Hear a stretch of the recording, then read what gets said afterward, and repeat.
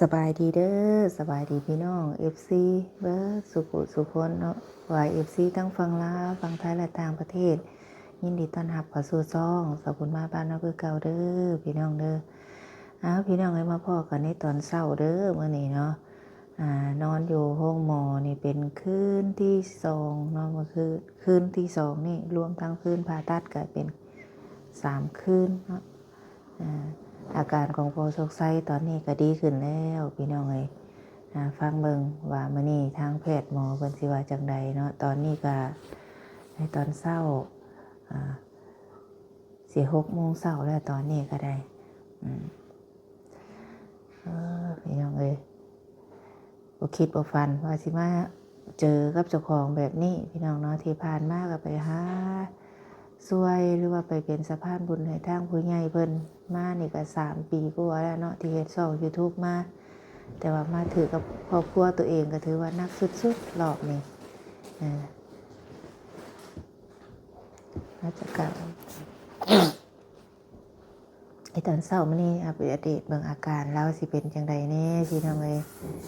ทางพ่อโชคชัยก็ได้เนาะคือว่ามื้อนี้ก็2คืน2มื้อ3มื้อ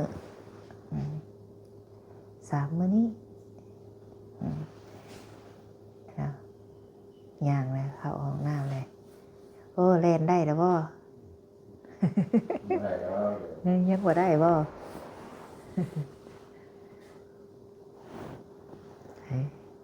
ยังบ่ได้หรอกว่าห้องน้ำพี่น้องตื่นก่อนเฮาผู้วันบ่แน่นดีเพราะว่าเฮาก็เพลียนะเพราะว่าเราอยู่นะเราก็เป็นคนตื่นแต่เช้านะเรา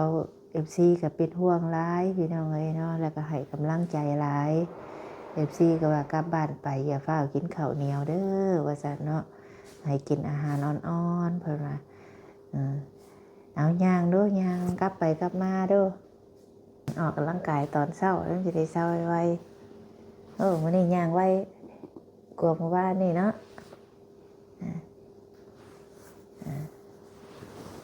อาการมาย่างออกกำลังกาย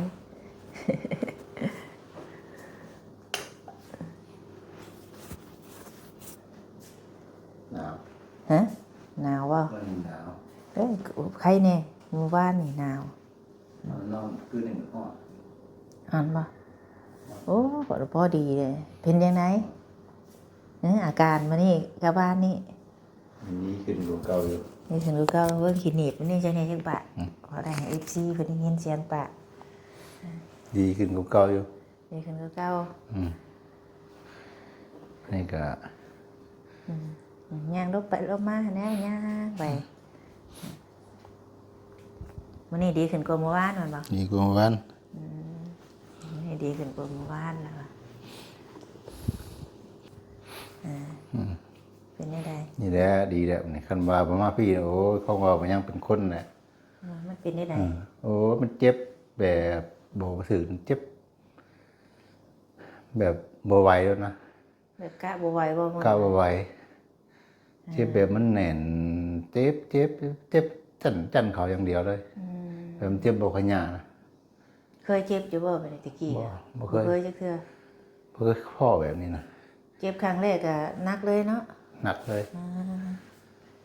แล้วว่าคันว่าบ่นั่นแม่นบ่รอดแล้วว่าถ้าว่าบ่มาแล้ว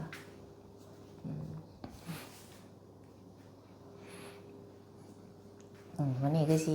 ย่างแน่ๆเลย อย่างแล้วหมอเพิ่นว่าสิให้เมื่อมื้อนี้สิหยัง หมอว่าให้เมื่อวันนี้ เพิ่นว่าวันไว้มื้ออื่นว่าซะ ทางเบิ่งเพิ่นมานี่แหละเนาะได้เมื่อบ่ได้เมื่อไปเลยเปิดออกเบิ่งให้มันแจ้งเด้แจ้งเด้โอ้ แจ้งแล้วอยู่หน้าข่อยลงไถนาได้ซ้ำนี่นะ ยนายลงไถนาแล้ว โอ้ยบ่เคยตื่นเนาะ5 โมงนะ ตื่นจักโมง 4 โมง ตื่น4 โมง 4 โมงก็ตื่นแล้ว คันเอาบ่มาพี่คือสิ อืม บ่คองยังเป็นคนว่าซั่นซะ มันเจ็บปราบขึ้นมาเดียวเนาะมันก็มันบ่แม่นว่าสิคอยเจ็บมาหลายมื้อเด็กมื้อน้อยมันจริงก็อาบน้ำอยู่มันก็ปั๊บเอ้าคิดว่ามันนั่น ไปนั่งอยู่ได้ไหม เป็นเส้นพริกเส้นหยังนะ เจ็บป๊าบเลยบาดเดียวบ่ เจ็บ ทำเบียด ปั๊ จั บ งบ่ หน้าท้องนี่ป้าก็อาบน้ำไปเรื่อยก็เอาเจ็บปากขึ้นปากขึ้นปากขึ้น เจ็บแห้งเขาแห้ง แห้ง เขา เขาแห้งเขาแห้งเขา แค่นบาดนี่ดิ เป็นหยังบัดนี่วะขึ้นไปก็ เป็นไปได้เห็นได้บาดนี่ แล้วก็ก็ถามบอกทุกไสพอก็เจ็บแห้งแค่ทุกไสวะเพราะว่าโทรหาแม่อยู่โทรศัพท์มาให้ดูเลยให้ทุกไสกันกดโทรหาแม่บอกว่าพอเจ็บท้องแห้งแล้วนี่วะเจ็บผิดปกตินะ ฝนก็ฝนตกเนาะตอนนั้น ช่วงโทรฝนก็ตกจังหวะโทรก็บ่ได้ยินฮอดเสียงโทรศัพท์นะคุยกันนะมีแต่เสียงฝนบึ้มบึ้มจักแม่นยามเมื่อคือมาเกิดพร้อมกันแท้วะเมื่อเฮ็ดใส่แท้วะ ช่วง7 โมงแรงนะช่วงเราเจ็บอยู่หน้านะพี่น้องเลยเจ็บทรมานร้ายเนาะตอนนั้นเนาะ มันตอนนั่นก็เนาะเฮ็ดเวียกนำกันนกกาแบบขึ้นพร้อมกันค่ำๆนะ ตอนดกกาบ่รู้สึกเจ็บเลยหยังบ่ เว้นบ่นกกาเขาก็นกปกติบ่เคยปวดหยังจักนี้ ที่ผ่านมาก็บ่เคยเจ็บบ่เคยหยังบ่ในท้อง บ่ได้เคยเจ็บบ่เคยหยังนะ มาเจ็บอันหนักเลยว่า ก็ว่าอาการมันนี่ก็มันก็เป็นตาย่านนะแบบมันบ่เคยแบบฮู้แบบเจ็บสะสมมานะ เกินแปลกๆดิ ครับ มันเจ็บแห้งเหลือเกินดิ คันเฮาเคยฮู้เจ็บมาแต่น้อยเฮาจึงว่ากินยารักษามาเรื่อยๆเนาะ อันนี้แบบว่า นี่มันแบบเกิดแบบกระทันหันแล้วนึงแบบอุบัติเหตุนะว่าแล้วก็ ทำกันกับรถชนดิ มันแบบลักษณะนั้นนะ แบบนี้ได้แบบนี้รู้สึกไม่ได้บ้านนี่ คิดว่าเรื่องกินหยังขึ้นจากย่านมันจากรักษานะคิดว่ามันเกิดขึ้นกับตัวเองแล้วนะคือย่านนี่นะ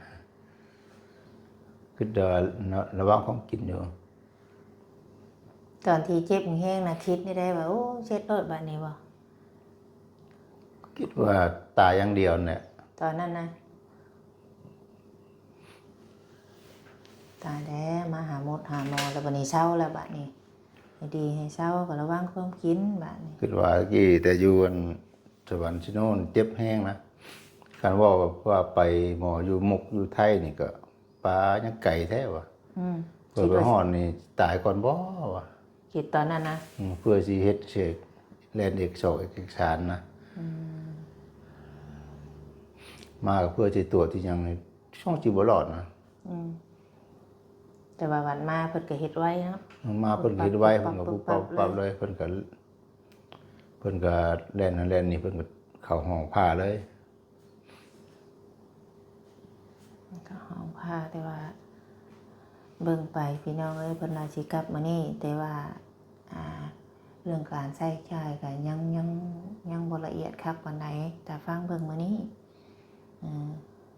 ว่าการใช้จ่ายมันน้อยมันหลายส่ำใดเพราะว่าเฮาก็มาโรงพยาบาลเอกชนเนาะเพราะว่าเฮาก็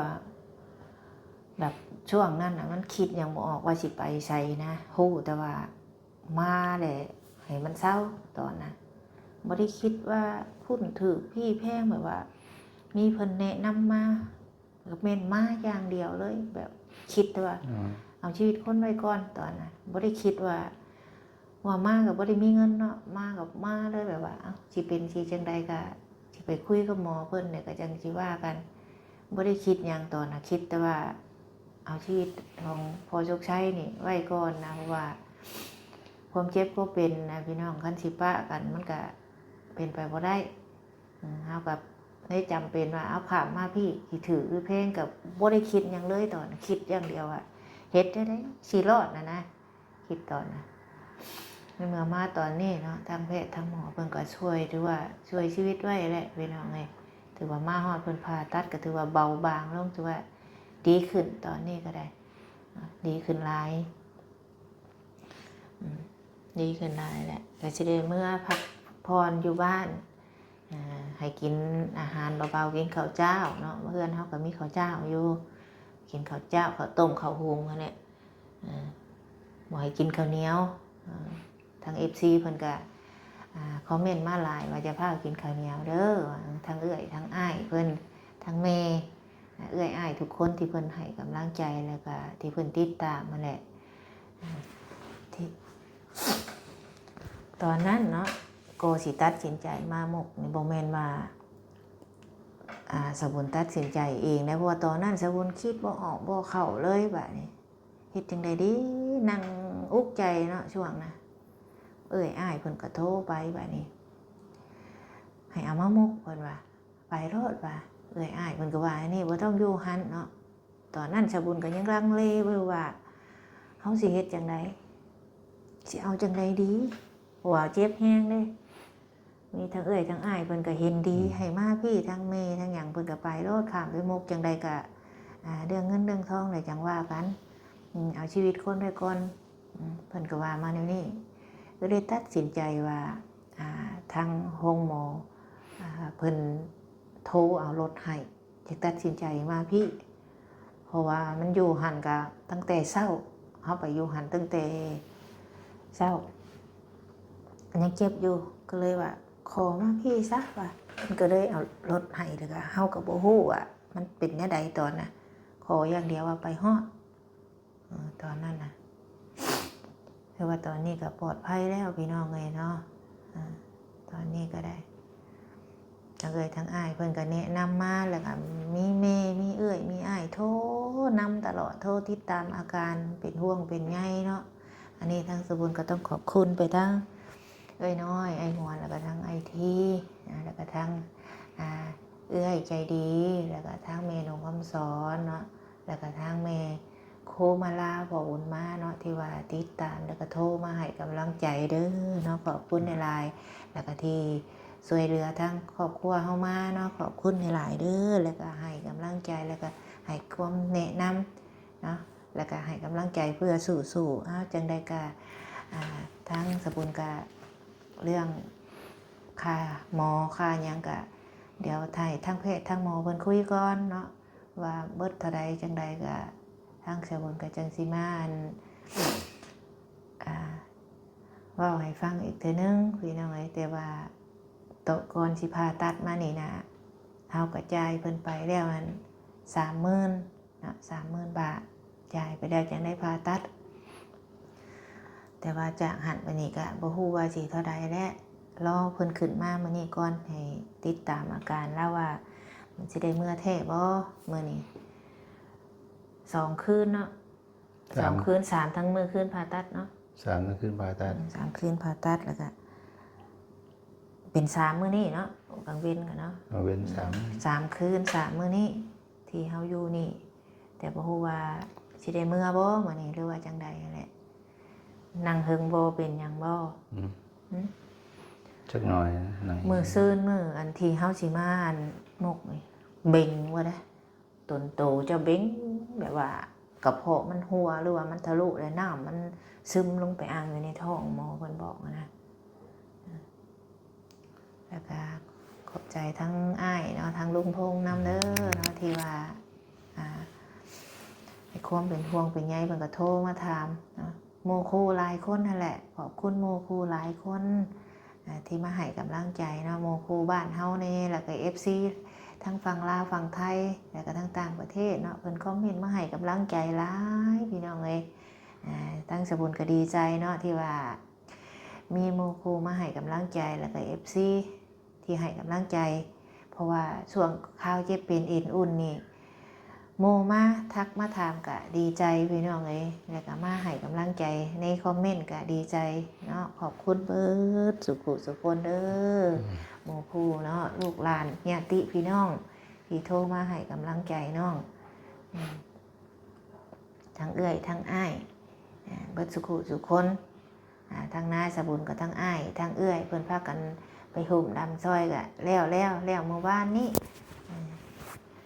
ตอนนี้ทั้งอาการพอโชคไส้ก็ถือว่าดีขึ้นหลายแล้วเนาะกินข้าวได้ย่างได้รอดแล้วเจ้าบัดนี้มีแต่คาร่ำความกินเนี่ยใดกะมันบ่เป็นตะกินกับบ่กินแน่เอ้ยมากินแบบมันยังก็ว่าท้องรับได้ ว่าเอาได้แบบนะบัดนี้เนี่ยใดเฮาลดพรลงได้ก็ลดพรลง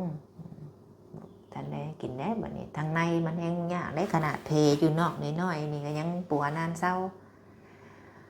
ส่วนหลายคนน่ะอยากเป็นโรคกระเพาะพี่น้องเอ้ยคือโตสกุลเองนี่ก็เป็นโรคกระเพาะคือกันเพราะว่าก็ไปอยู่บ้านก็ไปกวดกินยาอยู่เรื่อยเป็นโรคกระเพาะลำไส้สกุลก็ได้แปลว่าเจ็บมาตลอดนี่ก็แปลว่าเจ็บแล้วก็ไปหาหมอกินยาแล้วก็เศร้าสินะแต่เพิ่นบัดเจ็บบาดเดียวบัดนักเลยนะคือสกุลเป็นโรคประจำตัวนี่คือโรคกระเพาะลำไส้คนนี้ก็ได้แต่ชวนเจ้าเนี่ยไม่ได้เคยกวดจักเทื่อเลยเนาะแต่เกิดบ่เคยกวดก็แต่เกิดเคยกวดสุขภาพบ่เคยเข้าโรงพยาบาลโรงหมอเทื่อบัดมาถือเลยนักเลยนักเกือบตายรอดแล้วบัดนี้นะครับทั้งเพิ่นก็โทรมาให้กำลังใจหลายทั้งแม่ทั้งหยังเพิ่นเห็นคลิปเพิ่นก็โทรมาแม่ดีใจเฮาก็ได้ที่ว่าเพิ่นบ่ปะบ่ทิ่มช่วยเฮาทุกสิ่งทุกอย่างตั้งแต่เฮ็ดช่อง YouTube มาก็คือทั้งเอื้อยน้อยไอทีหรือว่าทั้งแม่โนนี่บ่เคยปะบ่เคยทิ่มเบิ่งแย่งมาโดยตลอดทั้งครอบครัวเฮาแต่รู้จักมาเจ้าก็ฮู้แล้วก็เพิ่นช่วยมาตลอดเพิ่นช่วยมาตลอดพี่น้องเอ้ยเนาะสาธุให้บุญคำนำสู้เด้อเอื้อยอ้ายเบิดทุกคนพ่อแม่เบิดทุกคนที่คอยเบิ่งแยงครอบครัวเฮามาโดยตลอดก็ขอให้อยู่ดีมีแรงความเจ็บบ่ให้ได้ความไข้บ่ให้มีเด้อคิดสิ่งใดก็ขอให้สมความมุ่งมั่นปรารถนาทุกสิ่งทุกอย่างขอให้เอื้อยอ้ายพ่อแม่เบิดทุกคนให้สุขภาพร่างกายแข็งแรงปราศจากโรคภัยไข้เจ็บนะสาธุให้อายุมันยืนเด้อทุกคนทางแม่เพิ่นก็ช่วงนี้ก็บ่ค่อยสบายคือกันล่ะว่าก็ยังมาเป็นห่วงเป็นใยลูกอยู่ทางนี้เนาะทางแม่ก็ได้นอนพักผ่อนนะแม่นอนอยู่ถ้าบ่อยากนอนก็นั่งอยู่ซิแล้วกันเฮานอนบัดเจ็บหลังแน่นอนพุ่นทางลูกชายนอนอยู่โชคชัยได้อยู่เช้าเถื่อโทรมาเมื่อวาน อยากเมื่อว่าอยากให้พ่อเมื่อสินอนบ่เถิงอ่ะบ่สิเถิงขึ้นได้บ่สิเถิงบ่ใช้กดตัวใดเด้อว่าเด้อใช้ตัวใดดูเจ๋บ่เบิ่งตามลูกศรมันนะตัวนี้นี่อันนี้เบิ่ง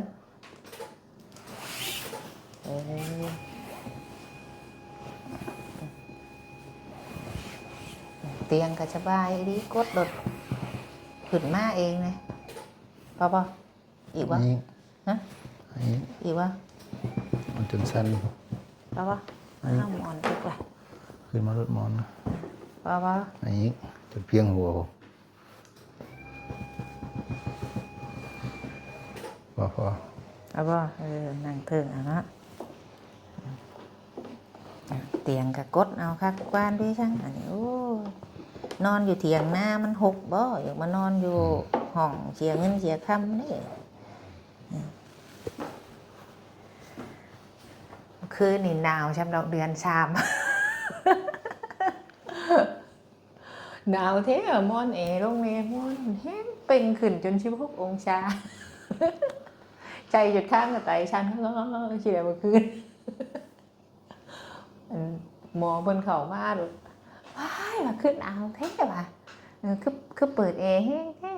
ไม่ฉุดมอนลงชุดเลยนะ คนบ่เคยนอนห้องแอร์เนาะมอนลงเป่งกัน16 องศาว่าจังทางหมอเพิ่นว่าหมอเพิ่นก็ฮู้ว่าหมอเพิ่นได้มอนลงให้บัดนี้ใครแน่แม่นี่อันนี้เข้ามาแล้วโอ้ยเด้คืออยากหัวพี่น้องเอ้ย เห็นยังไงดีใจแล้วบ้านนี้รอเบิ่งหมอเพิ่นขึ้นมาเพิ่นสิว่าจังไดแล้วได้กลับมื้อนี้แท้บ่แล้วก็เบิ่งเงินเรื่องการใช้จ่ายนี่แหละเนาะเดี๋ยวคลิปนี้สบุญก็สิขอจบก่อนเด้อพี่น้องเด้อถ้าต่อกันในคลิปหน้าเพิ่นได้สิอัปเดตใหม่ตอนนี้อาการแล้วก็ดีขึ้นแล้วรอท่าแต่หมอเพิ่นขึ้นมาเพิ่นสิว่าจังไดเนาะเดี๋ยวคลิปนี้สบุญไปก่อนพี่น้องสำบายดีเด้อ